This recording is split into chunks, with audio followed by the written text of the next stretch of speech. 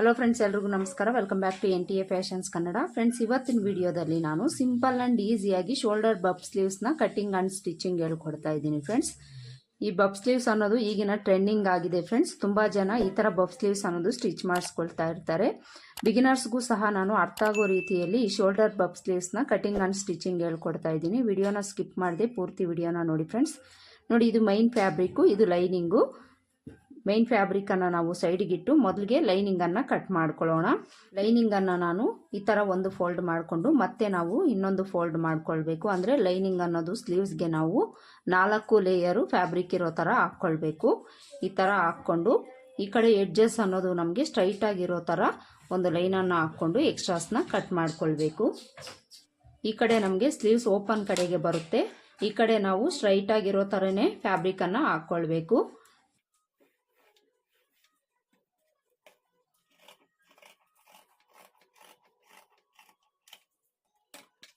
ಈಗ ನಾವು ಮೊದಲಿಗೆ ನಾರ್ಮಲ್ ಹ್ಯಾಂಡ್ಸ್ ಮಾರ್ಕಿಂಗ್ ಅನ್ನ ಮಾಡಿಕೊಂಡು ಆಮೇಲೆ ನಾವು ಬಫ್ಗೋಸ್ಕರ ಮಾರ್ಕ್ ಮಾಡ್ಕೊಳ್ಬೇಕು.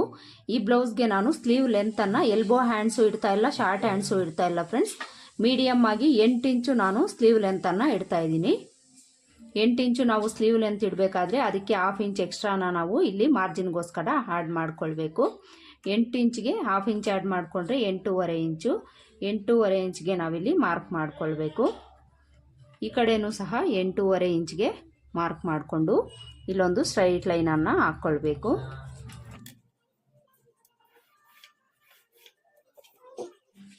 ಸ್ಲೀವ್ ಲೆಂತ್ ಮಾರ್ಕ್ ಮಾಡ್ಕೊಂಡಾಯ್ತು. ಸ್ಲೀವ್ ಲೂಸ್ ಮಾರ್ಕ್ ಮಾಡ್ಕೊಳ್ಬೇಕು. ಸ್ಲೀವ್ ಲೂಸು 4.25 ಇಂಚ್ ಇದೆ. 4.25 ಇಂಚ್ಗೆ ಮಾರ್ಕ್ ಮಾಡಿಕೊಂಡು ಇಲ್ಲಿಂದ ಮಾರ್ಜಿನ್ಗೋಸ್ಕರ ನಾವಿಲ್ಲಿ 2 ಇಂಚ್ ಇಟ್ಕೊಳ್ಬೋದು, ಇಲ್ಲ 1.5 ಇಂಚ್ ಇಟ್ಕೊಳ್ಬೋದು. ಸ್ಲೀವ್ ಲೂಸ್ ಮಾರ್ಕ್ ಮಾಡ್ಕೊಂಡಾಯ್ತು. ಈಗ ಸ್ಲೀವ್ಸ್ ಡೌನಿಂಗ್ ಮಾರ್ಕ್ ಮಾಡ್ಕೊಳ್ಬೇಕು. ಸ್ಲೀವ್ಸ್ ಡೌನಿಂಗ್ ನಾನಿಲ್ಲಿ 3/4 ಇಂಚ್ಗೆ ಮಾರ್ಕ್ ಮಾಡ್ಕೊಳ್ತಾ ಇದ್ದೀನಿ. ಇದು 34 ಎದೆ ಸುತ್ತಳತೆ. ಫ್ರೆಂಡ್ಸ್, 34 ಎದೆ ಸುತ್ತಳತೆಗೆ ನಾವಿಲ್ಲಿ 3/4 ಇಂಚನ್ನ ಇಟ್ಕೊಂಡ್ರೆ ಕರೆಕ್ಟಾಗಿ ಸರಿ ಹೋಗುತ್ತೆ. 3/4 ಇಂಚ್ಗೆ ಮಾರ್ಕ್ ಮಾಡಿಕೊಂಡು ಈ ತರ ಒಂದು ಸ್ಟ್ರೈಟ್ ಲೈನ್ ಹಾಕೊಳ್ಬೇಕು. ಈಗ ನಾವು ಆರ್ಮೋಲ್ ಲೂಸ್ ಅನ್ನ ಮಾರ್ಕ್ ಮಾಡ್ಕೊಳ್ಬೇಕು. ಆರ್ಮೋಲ್ ಲೂಸು ಇವರಿಗೆ 7.5 ಇಂಚ್ ಇದೆ. 7.5 ಇಂಚ್ಗೆ ನಾನಿಲ್ಲಿ ಮಾರ್ಕ್ ಮಾಡ್ಕೊಳ್ತೀನಿ. 7.5 ಇಂಚ್ಗೆ ಮಾರ್ಕ್ ಮಾಡಿಕೊಂಡು ಇಲ್ಲಿಂದ ಮಾರ್ಜಿನ್ಗೋಸ್ಕರ 1.5 ಇಂಚು ಇಲ್ಲ 2 ಇಂಚು ಇಟ್ಕೊಳ್ಬೇಕು. ಇಲ್ಲಿ ನೀವು ಎಷ್ಟು ಇಟ್ಟಿರ್ತೀರೋ ಅಷ್ಟಕ್ಕೆ ಇಟ್ಕೊಳ್ಳಿ. ಇಲ್ಲಿ ನನಗೆ ಪೀಸ್ ಕಡಿಮೆ ಇದೆ, ನಾನು ಸ್ಟಿಚ್ ಮಾಡ್ಕೊಳ್ಳೋವಾಗ ಪೀಸನ್ನು ಜಾಯಿಂಟ್ ಮಾಡ್ಕೊಳ್ತೀನಿ. ಈ ಥರ ಮಾರ್ಕ್ ಮಾಡಿಕೊಂಡು ಈಗ ಹ್ಯಾಂಡ್ಸ್ ಲೂಸು ಆರ್ಮೋಲ್ ಲೂಸನ್ನು ಜಾಯಿಂಟ್ ಮಾಡ್ಕೊಳ್ಬೇಕು. ಈಗ ಆರ್ಮೋಲ್ ರೌಂಡ್ ಶೇಪ್ ಮಾರ್ಕ್ ಮಾಡ್ಕೊಳ್ಳೋದಕ್ಕೆ ಇಲ್ಲಿಂದ 1.5 ಇಂಚ್ಗೆ ಮಾರ್ಕ್ ಮಾಡ್ಕೊಳ್ಬೇಕು. 1.5 ಇಂಚ್ಗೆ ಮಾರ್ಕ್ ಮಾಡಿಕೊಂಡು ಇಲ್ಲಿಂದ ನಾವು ಸ್ವಲ್ಪ ಡೌನ್ ಮಾಡಿಕೊಂಡು ಈ ಥರ ಆರ್ಮೋಲ್ ರೌಂಡ್ ಶೇಪನ್ನು ಮಾರ್ಕ್ ಮಾಡ್ಕೊಳ್ಬೇಕು. ಈ ಥರ ನಾವು ನಾರ್ಮಲ್ ಹ್ಯಾಂಡ್ಸ್ ಮಾರ್ಕಿಂಗ್ ಅನ್ನ ಮಾಡಿಕೊಂಡು ಈಗ ನಾವು ಬಫ್ಗೋಸ್ಕರ ಮಾರ್ಕ್ ಮಾಡ್ಕೊಳ್ಬೇಕು. ಇಲ್ಲಿ ಬಫ್ಗೋಸ್ಕರ ನೀವು ಎಷ್ಟು ಇಂಚ್ ಆದರೂ ಇಟ್ಕೊಳ್ಬೋದು. ಫ್ರೆಂಡ್ಸ್, ಜಾಸ್ತಿ ನಿಮಗೆ ಬಫ್ ಬೇಕು ಅಂದರೆ ಜಾಸ್ತಿ ಲೆಂತ್ ಅನ್ನ ಇಟ್ಕೊಳ್ಳಿ, ಕಡಿಮೆ ಬೇಕು ಅಂದರೆ 1-2 ಇಂಚ್ ಇಟ್ಕೊಳ್ಳಿ, ಮೀಡಿಯಮ್ ಆಗಿ ಬೇಕು ಅಂದರೆ 3 ಇಂಚ್ವರೆಗೂ ಇಟ್ಕೊಳ್ಳಿ, ಕರೆಕ್ಟಾಗಿ ಸರಿ ಹೋಗುತ್ತೆ. ನಾನಿಲ್ಲಿ 3 ಇಂಚ್ಗೆ ಮಾರ್ಕ್ ಮಾಡ್ಕೊಳ್ತೀನಿ. 3 ಇಂಚ್ಗೆ ಮಾರ್ಕ್ ಮಾಡಿಕೊಂಡು ಇಲ್ಲೊಂದು ಸ್ಟ್ರೈಟ್ ಲೈನ್ ಹಾಕ್ಕೊಳ್ತೀನಿ. ಈ ಥರ ನಾವು ಸ್ಟ್ರೈಟ್ ಲೈನ್ ಹಾಕ್ಕೊಂಡು ಈಗ ಈ ಲೆಂತನ್ನು ನಾವು 3 ಇಂಚ್ಗೆ ಇಟ್ಕೊಂಡಿದ್ದೀವಲ್ಲ, ವಿಡ್ತು ಸಹ ನಾವು 3 ಇಂಚ್ಗೆ ಇಟ್ಕೊಳ್ಬೇಕು. ಇಲ್ಲಿಂದ ಟೇಪ್ನ ಇಟ್ಕೊಂಡು 3 ಇಂಚ್ಗೆ ಮಾರ್ಕ್ ಮಾಡಿಕೊಂಡು ಇಲ್ಲೊಂದು ಬಾಕ್ಸ್ ಡ್ರಾ ಮಾಡ್ಕೊಳ್ಬೇಕು. ಈ ಥರ ಬಾಕ್ಸ್ ಡ್ರಾ ಮಾಡಿಕೊಂಡು ಇಲ್ಲಿಂದ ನಾವು ನಾರ್ಮಲ್ ಹ್ಯಾಂಡ್ಸ್ ಇದೆಯಲ್ಲ ಇದ್ರೊಳಗಡೆ ಬರೋ ಥರ ನಾವು ಶೇಪನ್ನು ಡ್ರಾ ಮಾಡ್ಕೊಳ್ಬೇಕಾಗತ್ತೆ. ಅದಕ್ಕೋಸ್ಕರ ಇಲ್ಲಿಂದ 1.5 ಇಂಚ್ಗೆ ಮಾರ್ಕ್ ಮಾಡ್ಕೊಳ್ಳಿ. 1.5 ಇಂಚ್ಗೆ ಮಾರ್ಕ್ ಮಾಡಿಕೊಂಡು ಇಲ್ಲಿ ಈ ಕಾರ್ನರ್ ಇದೆಯಲ್ಲ ಇಲ್ಲಿಂದ 1/2 ಇಂಚು ಈ ಕಡೆಗೆ ಮಾರ್ಕ್ ಮಾಡ್ಕೊಳ್ಳಿ. 1/2 ಇಂಚ್ಗೆ ಮಾರ್ಕ್ ಮಾಡಿಕೊಂಡು ಇಲ್ಲಿಂದ ನಾವು ಈ ಥರ ಸ್ವಲ್ಪ ಕ್ರಾಸ್ ಮಾಡಿಕೊಂಡು ಈ ಮಾರ್ಕಿಂಗ್ ಒಳಗಡೆ ಜಾಯಿಂಟ್ ಮಾಡ್ಕೊಳ್ಬೇಕು. ಈ ಥರ ಮಾರ್ಕ್ ಮಾಡಿಕೊಂಡು ಈ ನಾರ್ಮಲ್ ಹ್ಯಾಂಡ್ಸ್ ನಾವೇನು ಮಾರ್ಕ್ ಮಾಡ್ಕೊಂಡಿದ್ದೀವೋ ಇದರೊಳಗಡೆಗೆ ನಾವು ಜಾಯಿಂಟ್ ಆಗೋ ಥರ ಮಾರ್ಕ್ ಮಾಡ್ಕೊಳ್ಬೇಕು.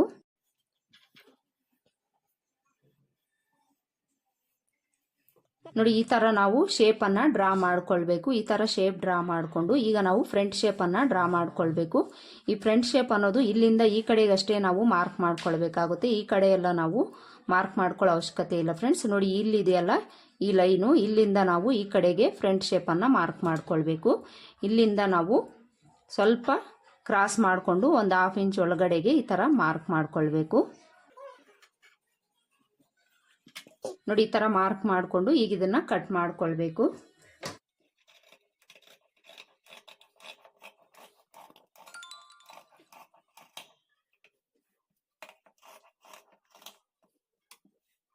ನೋಡಿ ಈ ಥರ ನಾವು ಸ್ಲೀವ್ಸ್ನ ಕಟ್ ಮಾಡಿಕೊಂಡು ಈ ಮಿಡಿಲ್ಗೊಂದು ನ್ಯಾಚು, ಹಾಗೆಯೇ ನಾವು ಬಫ್ಗೋಸ್ಕರ ಏನು ಲೆಂತ್ ಮಾರ್ಕ್ ಮಾಡ್ಕೊಂಡಿದ್ದೀವೋ ಇಲ್ಲಿಗೊಂದು ನ್ಯಾಚ್ ಹಾಕ್ಕೊಳ್ಬೇಕು. ಹಾಗೆಯೇ ಆರ್ಮೋಲ್ ಲೂಸ್ ಹತ್ರನೂ ಸಹ ಒಂದು ನ್ಯಾಚನ್ನು ಹಾಕ್ಕೊಳ್ಬೇಕು.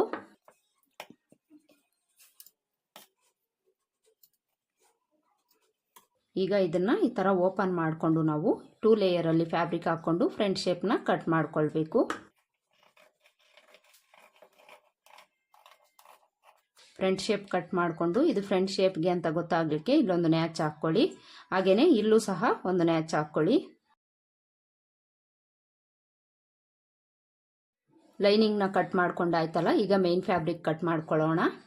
ಮೇನ್ ಫ್ಯಾಬ್ರಿಕನ್ನು ತಗೊಳ್ಳಿ. ಮೇನ್ ಫ್ಯಾಬ್ರಿಕ್ ತಗೊಂಡು ಇದನ್ನು ಸಹ ನಾವು 4 ಲೇಯರ್ ಫ್ಯಾಬ್ರಿಕ್ ಇರೋ ಥರ ಹಾಕ್ಕೊಳ್ಬೇಕು. ನೋಡಿ ಈ ಥರ 4 ಲೇಯರಲ್ಲಿ ಫ್ಯಾಬ್ರಿಕ್ ಹಾಕ್ಕೊಳ್ಬೇಕು. ಈ ಥರ ಹಾಕ್ಕೊಂಡು ಈಗ ಲೈನಿಂಗನ್ನು ತಗೊಂಡು ಇದ್ರ ಮೇಲೆ ನಾವು ಈ ಥರ ಇಟ್ಕೊಳ್ಬೇಕು.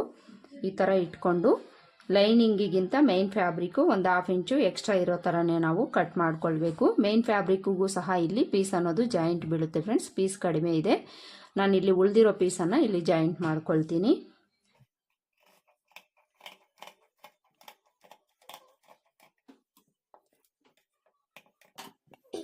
ಈ ಥರ ಕಟ್ ಮಾಡಿಕೊಂಡು ಈ ಉಳಿದಿರೋ ಪೀಸನ್ನು ನಾವು ಇಲ್ಲಿ ಪೀಸ್ ಜಾಯಿಂಟ್ ಮಾಡ್ಕೊಳ್ಬೇಕು.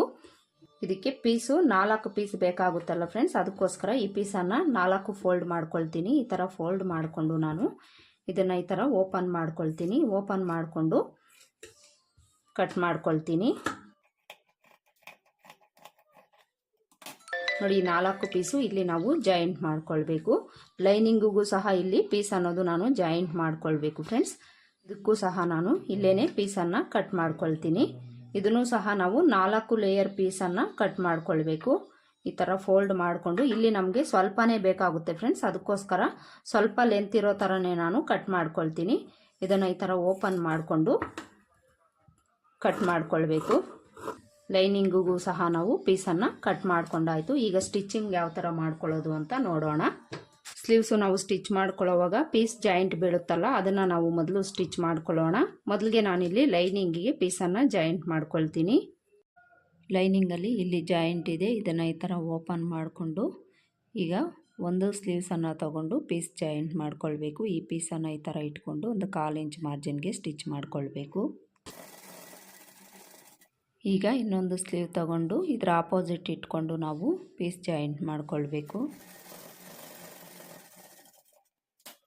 ಈಗ ಇನ್ನೊಂದು ಸೈಡು ಸಹ ನಾವು ಇದೇ ಥರ ಪೀಸನ್ನು ಅಟ್ಯಾಚ್ ಮಾಡ್ಕೊಳ್ಬೇಕು. 2 ಸ್ಲೀವ್ಸ್ಗೂ ಪೀಸನ್ನು ಜಾಯಿಂಟ್ ಮಾಡಿಕೊಂಡು ಈ ಥರ ಓಪನ್ ಮಾಡಿಕೊಂಡು ಇದ್ರ ಮೇಲೆ ಇನ್ನೊಂದು ನಾವು ಟಾಪ್ ಸ್ಟಿಚ್ ಹಾಕ್ಕೊಳ್ಬೇಕು. ನೋಡಿ ನಾವು ಈ ಥರ 2 ಸ್ಲೀವ್ಸ್ಗೂ ಪೀಸ್ ಜಾಯಿಂಟ್ ಮಾಡ್ಕೊಳ್ಬೇಕು. ಈ ಥರ ಜಾಯಿಂಟ್ ಮಾಡಿಕೊಂಡು ಇಲ್ಲಿ ಎಕ್ಸ್ಟ್ರಾ ನಮಗೆ ಎಷ್ಟು ಬೇಕೋ ಅಷ್ಟನ್ನು ಇಟ್ಕೊಂಡು ಉಳಿದಿರೋದನ್ನು ನಾವಿಲ್ಲಿ ಕಟ್ ಮಾಡ್ಕೊಳ್ಳೋಣ. ನೋಡಿ ನ್ಯಾಚಿಂದ 2 ಇಂಚಿಗೆ ನಾನಿಲ್ಲಿ ಮಾರ್ಕ್ ಮಾಡಿಕೊಂಡು ಇಲ್ಲಿಂದ ಉಳಿದಿರೋ ಪೀಸನ್ನು ನಾನು ಕಟ್ ಮಾಡ್ಕೊಳ್ತೀನಿ. 2 ಸ್ಲೀವ್ಸಲ್ಲೂ ಇದೇ ಥರ ನಾವು ಕಟ್ ಮಾಡ್ಕೊಳ್ಬೇಕು. ನೋಡಿ ನಾನಿಲ್ಲಿ 2 ಸ್ಲೀವ್ಸ್ಗೂ ಪೀಸ್ ಜಾಯಿಂಟ್ ಮಾಡಿಕೊಂಡು ಎಷ್ಟು ಬೇಕೋ ಅಷ್ಟಕ್ಕೆ ಇಟ್ಕೊಂಡು ಉಳಿದಿರೋ ಫ್ಯಾಬ್ರಿಕನ್ನು ಕಟ್ ಮಾಡ್ಕೊಂಡಿದ್ದೀನಿ. ಈಗ ನಾವು ಮೇನ್ ಫ್ಯಾಬ್ರಿಕ್ ತಗೊಳ್ಳೋಣ.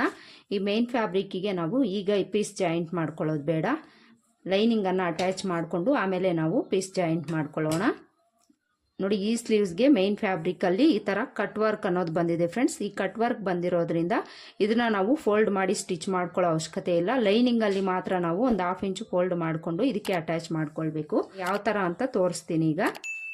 ನೋಡಿ ಲೈನಿಂಗನ್ನು ತಗೊಳ್ಳಿ. ನೋಡಿ ಲೈನಿಂಗನ್ನು ತಗೊಂಡು ಇಲ್ಲಿ ಕೆಳಗಡೆ ನಾವು 1/2 ಇಂಚ್ಗೆ ಈ ಥರ ಫೋಲ್ಡ್ ಮಾಡಿಕೊಂಡು ಒಂದು ಸ್ಟಿಚ್ ಮಾಡ್ಕೊಳ್ಬೇಕು. ಸ್ಟಿಚ್ ಮಾಡಿಕೊಂಡು ಆಮೇಲೆ ನಾವು ಮೇನ್ ಫ್ಯಾಬ್ರಿಕ್ಕಿಗೆ ಜಾಯಿಂಟ್ ಮಾಡ್ಕೊಳ್ಬೇಕು.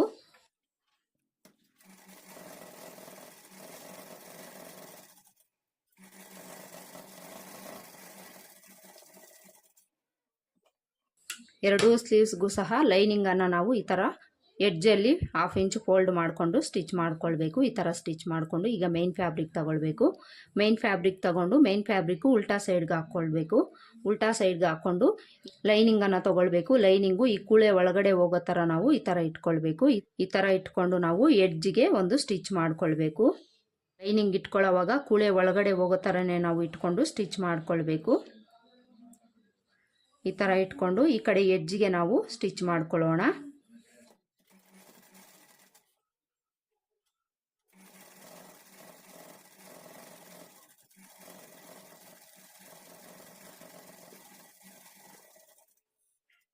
ನೋಡಿ ಈ ಥರ ಸ್ಟಿಚ್ ಮಾಡಿಕೊಂಡು ಈಗ ನಾವು ಲೈನಿಂಗು ಮೇನ್ ಫ್ಯಾಬ್ರಿಕ್ನ ಅಟ್ಯಾಚ್ ಮಾಡ್ಕೊಳ್ಬೇಕು.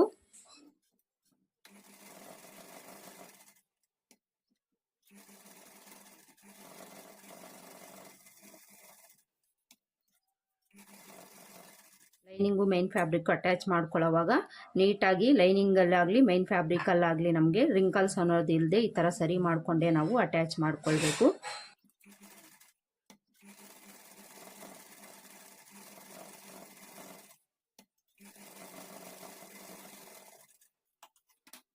ಲೈನಿಂಗು ಮೇನ್ ಫ್ಯಾಬ್ರಿಕ್ ಅಟ್ಯಾಚ್ ಮಾಡಿಕೊಂಡು ಈಗ ಸುತ್ತಲೂ ಇರೋ ಎಕ್ಸ್ಟ್ರಾ ಫ್ಯಾಬ್ರಿಕ್ನ ಕಟ್ ಮಾಡ್ಕೊಳ್ಬೇಕು.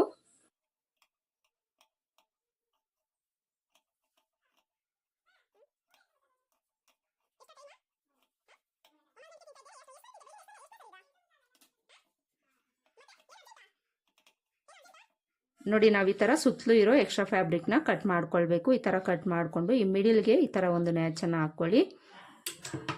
ಈಗ ನಾವು ಮೇನ್ ಫ್ಯಾಬ್ರಿಕ್ಕಿಗೆ ನಾವು ಪೀಸನ್ನು ಜಾಯಿಂಟ್ ಮಾಡ್ಕೊಳ್ಳೋಣ. ಈ ಪೀಸನ್ನು ತಗೊಂಡು ಉಲ್ಟಾ ಸೀದಾ ನೋಡ್ಕೊಳ್ಬೇಕು. ಉಲ್ಟಾ ಸೀದಾ ನೋಡಿಕೊಂಡು ಈ ಕಡೆ ಒಂದು ಪೀಸು ಈ ಕಡೆ ಒಂದು ಪೀಸನ್ನು ನಾವು ಈ ಥರ ಕೊಂಡು ಪೀಸನ್ನು ಜಾಯಿಂಟ್ ಮಾಡ್ಕೊಳ್ಳೋಣ. ಈ ಥರ ಇಟ್ಕೊಂಡು ಒಂದು 1/4 ಇಂಚ್ ಮಾರ್ಜಿನ್ಗೆ ಸ್ಟಿಚ್ ಮಾಡ್ಕೊಳ್ಬೇಕು.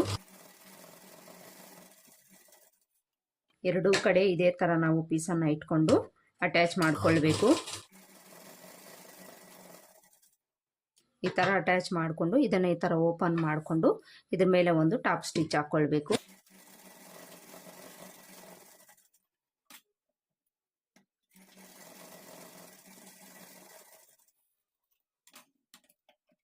ಈ ಥರ ಜಾಯಿಂಟ್ ಮಾಡಿಕೊಂಡು ಈಗ ಉಲ್ಟಾ ಸೈಡ್ಗೆ ತಿರುಗಿಸ್ಕೊಂಡು ಲೈನಿಂಗ್ ಫ್ಯಾಬ್ರಿಕ್ ಎಷ್ಟಕ್ಕಿದೆ ಅಷ್ಟಕ್ಕೆ ಒಂದು ಸ್ಟಿಚ್ ಮಾಡಿಕೊಂಡು ಎಕ್ಸ್ಟ್ರಾ ಇರೋ ಫ್ಯಾಬ್ರಿಕ್ನ ಕಟ್ ಮಾಡ್ಕೊಳ್ಬೇಕು.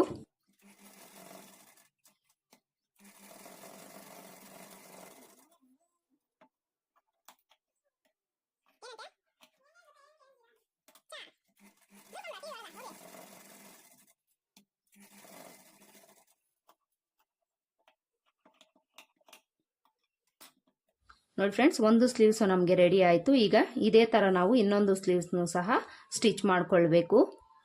ನೋಡಿ ಈ ಥರ ನಾವು ಎರಡೂ ಸ್ಲೀವ್ಸ್ನೂ ಸಹ ಸ್ಟಿಚ್ ಮಾಡ್ಕೊಳ್ಬೇಕು. ನಾನಿಲ್ಲಿ ಎರಡೂ ಸ್ಲೀವ್ಸನ್ನು ಸ್ಟಿಚ್ ಮಾಡ್ಕೊಂಬಿಟ್ಟಿದ್ದೀನಿ.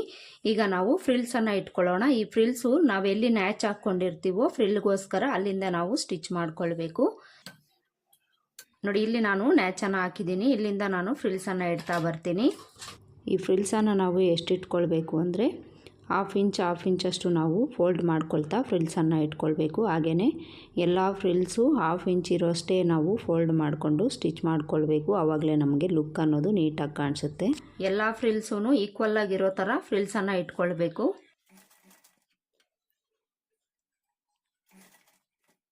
ಈ ಫ್ರಿಲ್ಸನ್ನು ಈ ಕಡೆಗೆ ನಾನು ಈ ಥರ ಫೋಲ್ಡ್ ಮಾಡಿಕೊಂಡು ಸ್ಟಿಚ್ ಮಾಡ್ಕೊಂಡಿದ್ದೀನಲ್ಲ, ಈ ಕಡೆಗೆ ನಾನು ಫ್ರಿಲ್ಸ್ ಇಟ್ಕೊಳ್ಳೋವಾಗ ಆಪೋಸಿಟಲ್ಲಿ ನಾನು ಇಟ್ಕೊಳ್ತೀನಿ. ನೀವು ಬೇಕಿದ್ರೆ ಒಂದೇ ಸೈಡಲ್ಲೂ ಸಹ ಇಟ್ಕೊಂಡು ಸ್ಟಿಚ್ ಮಾಡ್ಕೊಳ್ಬೋದು. ಈ ನ್ಯಾಚ್ವರೆಗೂ ನಾವು ಈ ಕಡೆಯಿಂದ ಫ್ರಿಲ್ಸನ್ನು ಇಟ್ಕೊಂಡು ಈ ನ್ಯಾಚಿಂದ ಈ ಕಡೆಗೆ ಈ ಥರ ಆಪೋಸಿಟಲ್ಲಿ ನಾವು ಫ್ರಿಲ್ಸನ್ನು ಇಟ್ಕೊಳ್ಬೇಕು.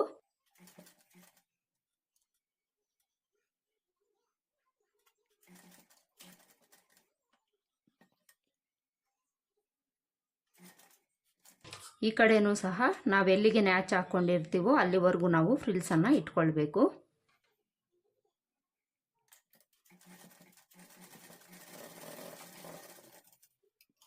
ನೋಡಿ ನಾವು ಈ ಥರ ಫ್ರಿಲ್ಸನ್ನು ಇಟ್ಕೊಂಡಾಗ ನಮಗೆ ಟಾಪ್ ಸೈಡಲ್ಲಿ ಈ ಥರ ಕಾಣಿಸುತ್ತೆ ಫ್ರೆಂಡ್ಸ್. ನೋಡಿ ಎಷ್ಟು ಚೆನ್ನಾಗಿ ನಮಗೆ ಫ್ರಿಲ್ಸ್ ಅನ್ನೋದು ಬಂದಿದೆ. ಈ ಫ್ರಿಲ್ಸ್ ಇಟ್ಕೊಳ್ಳೋವಾಗ ಎಲ್ಲ ಫ್ರಿಲ್ಸು ಈಕ್ವಲ್ ಆಗಿರೋ ಥರ ಇಟ್ಕೊಳ್ಳಿ. ಆವಾಗ ನಿಮಗೆ ಲುಕ್ ಅನ್ನೋದು ಚೆನ್ನಾಗಿ ಕಾಣಿಸುತ್ತೆ. ಈಗ ನಾವು ಇದನ್ನು ಈ ಥರ ಫೋಲ್ಡ್ ಮಾಡಿಕೊಂಡು ಆರ್ಮೋಲ್ ಲೂಸು ಕರೆಕ್ಟಾಗಿದೆಯಾ ಇಲ್ವಾ ಅಂತ ನಾವು ಒಂದ್ಸಲ ಚೆಕ್ ಮಾಡ್ಕೊಳ್ಬೇಕು. ಈ ಕಡೆ ನಾವು ಮಾರ್ಜಿನ್ಗೋಸ್ಕರ 2 ಇಂಚನ್ನು ಬಿಟ್ಟಿದ್ದೀವಲ್ಲ, ಅಲ್ಲಿಗೆ ಈ ಥರ ಮಾರ್ಕ್ ಮಾಡ್ಕೊಳ್ಳಿ. ಈ ಥರ ಮಾರ್ಕ್ ಮಾಡಿಕೊಂಡು ಇಲ್ಲಿಂದ ನಾವು ಆರ್ಮೋಲ್ ಲೂಸು ಕರೆಕ್ಟಾಗಿದೆಯಾ ಇಲ್ವಾ ಅಂತ ಒಂದ್ಸಲ ನಾವು ಚೆಕ್ ಮಾಡ್ಕೊಳ್ಬೇಕು. ಆರ್ಮೋಲ್ ಲೂಸು ಇವ್ರಿಗೆ 7.5 ಇಂಚು ಬೇಕು ಫ್ರೆಂಡ್ಸ್. 7.5 ಇಂಚು ಇದೆಯಾ ಇಲ್ವಾ ಅಂತ ನಾವು ಒಂದ್ಸಲ ಚೆಕ್ ಮಾಡ್ಕೊಳ್ಬೇಕು. ನೋಡಿ ಇಲ್ಲಿ ಕರೆಕ್ಟಾಗಿ 7.5 ಇಂಚ್ ಬೇಕಿತ್ತು, 7.5 ಇಂಚು ಕರೆಕ್ಟಾಗಿ ಬಂದಿದೆ ಫ್ರೆಂಡ್ಸ್. ಈ ಥರ ಚೆಕ್ ಮಾಡಿಕೊಂಡು ನಿಮಗೇನಾದರೂ ಜಾಸ್ತಿ ಬಂದಿದೆ ಅಂದರೆ ಇಲ್ಲೊಂದು ಸಣ್ಣ ಫ್ರಿಲ್ಸನ್ನು ಇಟ್ಕೊಳ್ಳಿ. ಆವಾಗ ನಿಮಗೆ ಕರೆಕ್ಟಾಗಿ ಸರಿ ಹೋಗುತ್ತೆ. ಈ ಥರ ಚೆಕ್ ಮಾಡ್ಕೊಂಡಿನೇ ನೀವು ಸ್ಟಿಚ್ ಮಾಡ್ಕೊಳ್ಬೇಕಾಗುತ್ತೆ. ಹಾಗೆಯೇ ಆರ್ಮೋಲ್ ಲೂಸ್ ಕಡಿಮೆ ಬಂದಿದೆ ಅಂದರೆ ಒಂದು ಫ್ರಿಲ್ಲನ್ನು ನೀವು ಬಿಚ್ಕೊಳ್ಳಿ, ಆವಾಗ ಸರಿ ಹೋಗುತ್ತೆ. ನೋಡಿ ನಾನಿಲ್ಲಿ ಒಂದು ಸ್ಲೀವ್ಸ್ಗೆ ಫ್ರಿಲ್ಸನ್ನು ಇಟ್ಕೊಂಡಾಯಿತು. ಈಗ ಇನ್ನೊಂದು ಸ್ಲೀವ್ಸ್ಗೂ ಇದೇ ಥರ ನಾವು ಫ್ರಿಲ್ಸನ್ನು ಇಟ್ಕೊಳ್ಬೇಕು. ಇದಕ್ಕೂ ಸಹ ನಾವೇನು ಇಲ್ಲಿಗೆ ನ್ಯಾಚ್ ಹಾಕ್ಕೊಂಡಿರ್ತೀವೋ ಅಲ್ಲಿಂದ ನಾವು ಫ್ರಿಲ್ಸನ್ನು ಇಟ್ಕೊಳ್ತಾ ಬರಬೇಕು. ಈ ಫ್ರಿಲ್ಸ್ ಇಟ್ಕೊಳ್ಳೋವಾಗ ಎರಡೂ ಸ್ಲೀವ್ಸಲ್ಲೂ ಸಹ ಈಕ್ವಲ್ ಆಗಿರೋ ಥರನೇ ನಾವು ಫ್ರಿಲ್ಸನ್ನು ಇಟ್ಕೊಳ್ಬೇಕಾಗುತ್ತೆ. ಒಂದು ಸ್ಲೀವ್ಸಲ್ಲಿ ದೊಡ್ಡ ಫ್ರಿಲ್ಸು, ಇನ್ನೊಂದು ಸ್ಲೀವಲ್ಲಿ ಸಣ್ಣ ಫ್ರಿಲ್ಸನ್ನು ಇಟ್ಕೊಳ್ಬಾರ್ದು ಫ್ರೆಂಡ್ಸ್. ಒಂದು ಸ್ಲೀವಲ್ಲಿ ನಾವು ಎಷ್ಟು ವಿಡ್ತಿಗೆ ಫ್ರಿಲ್ಸನ್ನು ಇಟ್ಟಿರ್ತೀವೋ ಅದೇ ಥರ ಇನ್ನೊಂದು ಸ್ಲೀವ್ಸ್ಗೂ ಸಹ ನಾವು ಇಟ್ಕೊಳ್ಬೇಕಾಗುತ್ತೆ. ಆವಾಗಲೇ ನಮಗೆ ಎರಡೂ ಸೈಡು ಈಕ್ವಲ್ ಆಗಿ ಕಾಣಿಸುತ್ತೆ ಫ್ರೆಂಡ್ಸ್.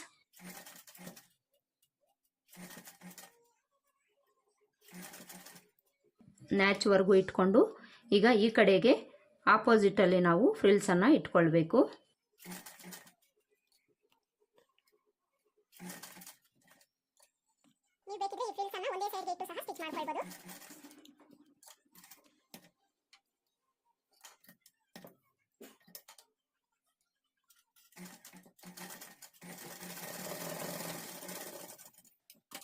ನೋಡಿ, ನಾನು ಈ ಸ್ಲೀವ್ಸ್ಗೂ ಸಹ ಫ್ರಿಲ್ಸನ್ನು ಇಟ್ಕೊಂಡಾಯ್ತು. ಈಗ ಈ ಸ್ಲೀವ್ಸ್ನು ಸಹ ನಾವಿಲ್ಲಿ ಚೆಕ್ ಮಾಡ್ಕೊಳ್ಳೋಣ ಕರೆಕ್ಟಾಗಿದೆಯಾ ಇಲ್ವಾ ಅಂತ. ಈ ಥರ ಇಟ್ಕೊಂಡು ಇನ್ನೊಂದು ಸ್ಲೀವ್ಸು ನಾವು ಸ್ಟಿಚ್ ಮಾಡಿದ್ದೀವಲ್ಲ ಅದನ್ನು ತಗೊಂಡು ಈ ಥರ ಇಟ್ಕೊಂಡು ನೋಡ್ಕೊಳ್ಳಿ. ಎರಡೂ ಸ್ಲೀವ್ಸು ಈಕ್ವಲ್ ಆಗಿರೋ ಥರನೇ ನಾವು ಸ್ಟಿಚ್ ಮಾಡ್ಕೊಳ್ಬೇಕು. ನೋಡಿ, ಇಲ್ಲಿ ಎರಡೂ ಸ್ಲೀವ್ಸು ನನಗೆ ಈಕ್ವಲ್ ಆಗಿ ಬಂದಿದೆ. ಈಗ ನಾವು ಬ್ಲೌಸ್ಗೆ ಇದನ್ನು ಜಾಯಿಂಟ್ ಮಾಡ್ಕೊಳ್ಳೋಣ. ಬ್ಲೌಸ್ನ ತಗೊಳ್ಬೇಕು. ಬ್ಲೌಸ್ನ ತಗೊಂಡು ಯಾವ ಸ್ಲೀವ್ಸು ಯಾವ ಕಡೆ ಅಟ್ಯಾಚ್ ಮಾಡ್ಕೊಳ್ಬೇಕು ನೋಡಿಕೊಂಡು ನಾವು ಅಟ್ಯಾಚ್ ಮಾಡ್ಕೊಳ್ಬೇಕಾಗುತ್ತೆ. ಸ್ಲೀವ್ಸು ನಾವು ಫ್ರಂಟ್ ಪಾರ್ಟ್ಗೆ ನ್ಯಾಚನ್ನು ಹಾಕಿರ್ತೀವಲ್ಲ ಅದನ್ನು ನೋಡಿಕೊಂಡು ನಾವು ಫ್ರಂಟ್ ಪಾರ್ಟ್ಗೆ ಅಟ್ಯಾಚ್ ಮಾಡ್ಕೊಳ್ಬೇಕು.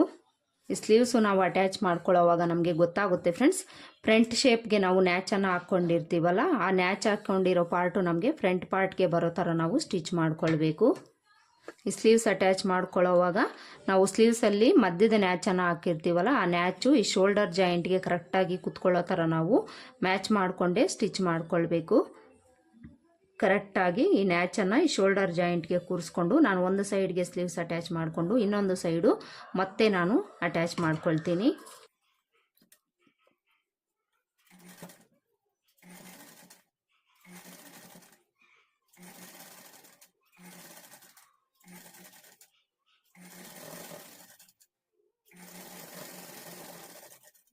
ನೋಡಿ, ಈ ಥರ ನಾವು ಒಂದು ಸೈಡ್ಗೆ ಅಟ್ಯಾಚ್ ಮಾಡಿಕೊಂಡು ಈಗ ಇದನ್ನು ಈ ಥರ ಉಲ್ಟಾ ತಿರುಗಿಸ್ಕೊಂಡು ಈ ಕಡೆಯಿಂದ ಸ್ಟಿಚ್ ಮಾಡಿಕೊಂಡು ಇನ್ನೊಂದು ಸೈಡ್ಗೆ ಸ್ಟಿಚ್ ಮಾಡ್ಕೊಳ್ಳೋಣ.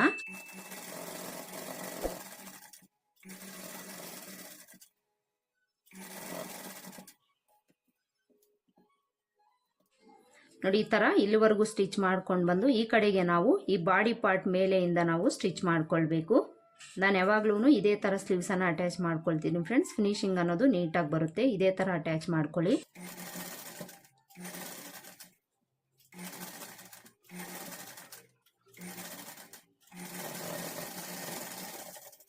ಈ ಥರ ಈ ಸೈಡ್ಗೂ ಸಹ ನಾವು ಸ್ಲೀವ್ಸ್ ಅಟ್ಯಾಚ್ ಮಾಡಿಕೊಂಡು ಈಗ ಇದನ್ನು ಸ್ಲೀವ್ಸ್ ಕಡೆಗೆ ಈ ಥರ ತಿರುಗಿಸ್ಕೊಂಡು ಈಗ ಇದ್ರ ಮೇಲೆ ಇನ್ನೊಂದು ನಾವು ಡಬಲ್ ಸ್ಟಿಚ್ಚನ್ನು ಹಾಕ್ಕೊಳ್ಬೇಕು.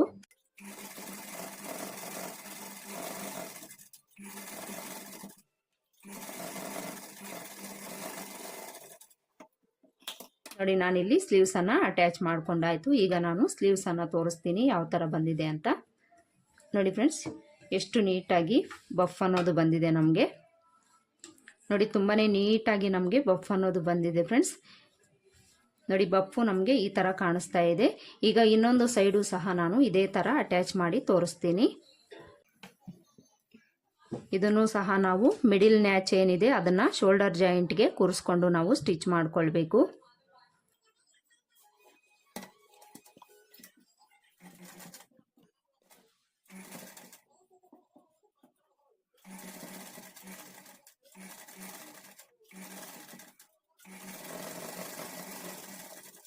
ಈ ಥರ ಅಟ್ಯಾಚ್ ಮಾಡಿಕೊಂಡು ಮತ್ತೆ ನಾವು ಈ ಥರ ತಿರುಗಿಸ್ಕೊಂಡು ಇದ್ರ ಮೇಲೇನೆ ಸ್ಟಿಚ್ ಮಾಡ್ಕೊಳ್ತಾ ಬರಬೇಕು.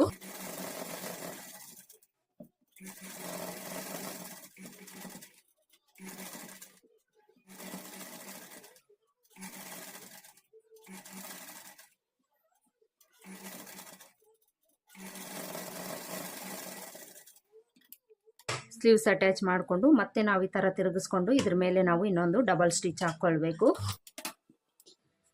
ನೋಡಿ, ಎರಡೂ ಕಡೆ ನಾನು ಸ್ಲೀವ್ಸನ್ನು ಅಟ್ಯಾಚ್ ಮಾಡ್ಕೊಂಡಾಯಿತು. ಎರಡೂ ಸೈಡು ನಮಗೆ ಬಫ್ ಅನ್ನೋದು ಈ ಥರ ಕಾಣಿಸುತ್ತೆ ಫ್ರೆಂಡ್ಸ್. ಸೈಡ್ ಜಾಯಿಂಟ್ ಮಾಡ್ಕೊಂಡ್ಮೇಲೆ ನಮಗೆ ಫಿನಿಶಿಂಗ್ ಅನ್ನೋದು ನೀಟಾಗಿ ಕಾಣಿಸುತ್ತೆ ಫ್ರೆಂಡ್ಸ್. ಸೈಡ್ ಜಾಯಿಂಟ್ ಮಾಡಿ ನಾನು ತೋರಿಸ್ತೀನಿ ಯಾವ ಥರ ಬಂದಿದೆ ಅಂತ. ನೋಡಿ ಫ್ರೆಂಡ್ಸ್, ನಾನಿಲ್ಲಿ ಸೈಡ್ ಜಾಯಿಂಟನ್ನು ಮಾಡ್ಕೊಂಡಿದ್ದೀನಿ. ಸೈಡ್ ಜಾಯಿಂಟ್ ಆದಮೇಲೆ ನಮಗೆ ಸ್ಲೀವ್ಸ್ ಯಾವ ಥರ ಕಾಣಿಸ್ತಾ ಇದೆ ಅಂತ ನಾನು ತೋರಿಸ್ತಾ ಇದ್ದೀನಿ. ನೋಡಿ, ಈ ಥರ ನಮಗೆ ಸ್ಲೀವ್ಸ್ ಅನ್ನೋದು ಕಾಣಿಸ್ತಾ ಇದೆ ಫ್ರೆಂಡ್ಸ್.